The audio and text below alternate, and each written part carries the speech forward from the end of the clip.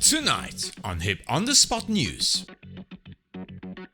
Hold my camel and get my sunglasses cause we're going to the pyramids. Another week, another map being developed, this time the Sinai map. You will get to fly the Israeli Kfir someday, somewhere. And DCS may just get boots on the ground and jumping around. This and more on How I Play.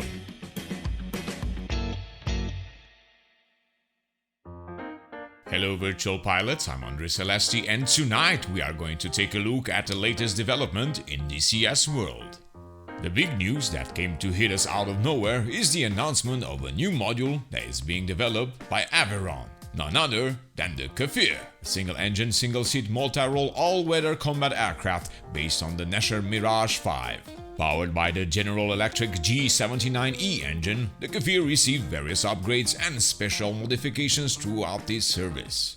The aircraft entered Israeli Air Force service in the mid-70s and it was used until the late 90s. So the Cold War era airplane collection is getting bigger and bigger. So for those of you who kept away from the Mirage F1, you may be intrigued by this unique addition to DCS World. The showcase pictures depict a great level of detail when it comes to the interior switches and knobs. I said knobs.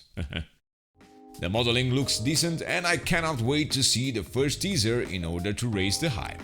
We have no release date, as expected, but I wouldn't expect this aircraft to make it this year into our virtual runways. Unless... And speaking of runways, well, ED had a surprise for us. And what a surprise that is! It seems they were sneaky behind our backs and just announced the upcoming Sinai map, developed by Tech. I think I pronounced it right, otherwise you have my humble apologies.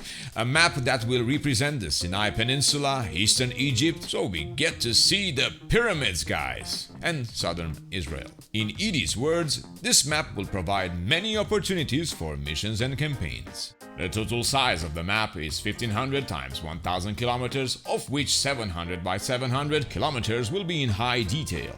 The map will include the entire Sinai Peninsula, Eastern Egypt and the Nile Delta, Southern Israel including Gaza, Western Jordan and Western Saudi Arabia. This area features a wide variety of landscapes like mountains, river deserts, agricultural areas, sea and bays that provide a variety of mission and campaign settings. The map is being designed to represent the 2000s and up to the present. It is planned to recreate about 40 airfields, both military and civilian. The map also contains many military bases and strategic seaports that allow for interesting strike missions. A large number of military facilities and bases will help realize various historical scenarios based on the Arab-Israeli War, as well as fictional missions and campaigns. Major cities include Cairo and Cairo International Airport, Ismailia, Alexandria, Suez, Port Said, and others. About 100 unique objects and architectural monuments will be included. All objects and assets are divided into territories to present greater unique regional characteristics. The coastline of the Suez Channel, the Gulf of Suez, and the Gulf of Aqaba will be recreated in detail. Just be careful how you steer your ships over there. The project will consist of 3 phases, and each phase will include airfields, unique objects, and unique scenes. The first phase will include the entire territory with major cities and 14 air bases in Israel and Egypt. The second phase will add 11 more airfields. The third phase and final phase will add 12 to 14 more Egyptian military airfields, and the One Red Tech team is making every effort to ensure that customers will receive the first 2 phases in early access, which will help to fully reflect the theater of operation of the Arab-Israeli conflict. Well, we just got the South Atlantic map and didn't manage to fly a proper mission yet, and this now? This is beyond getting spoiled. So yet another map, another module. What more is out there waiting to be announced by ED? I just wonder. Well, we all discussed not too long ago that they are definitely working on improving older AI units. It seems work is underway on texturing the new AI B1B model, with most of the rivets, screws, and aircraft skins sheets being already drawn. The aircraft is painted in standard US Air Force colors, material surfaces have also been created. Next, the chassis niches, bomb bay, and cockpit will be painted. They will also apply dirt, dust, traces of aircraft wear, and identification marks with technical inscriptions. Now, we had a discussion with our HIP crew on Discord, and we talked how it is important to have high detail AI models that bring to life our theaters of war. But also, I hope Edie thinks about the potential of having low-res units available to be swapped for a lower hit in performance. Of course, this is just our opinion, but alongside many other aspects like having a smaller render area in a certain multiplayer mission may just make our DCS World a better place in future operations. But hey, these are just opinions and discussions, until they are not. But I would like to hear what do you guys say. Would that help our community? Would you guys approve of something like this being developed in our favorite simulator? Let us know in the comment section down below, and I'm really curious to hear your thoughts on this. And adding to this, ED has a clear path to greatness, and we can only enjoy step by step the development and of course take part in it. Moving on, it seems that work is being done on our ground units, more precise on the infantry animations and models as well. We got to see a work in progress animation of a soldier climbing to a higher surface. It seems that the new control system will allow units to behave in a more complex and realistic manners.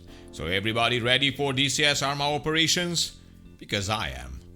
The units will be able to overcome obstacles with an improved pathfinding. In some cases, the unit can overcome a situation just by stepping over an obstacle.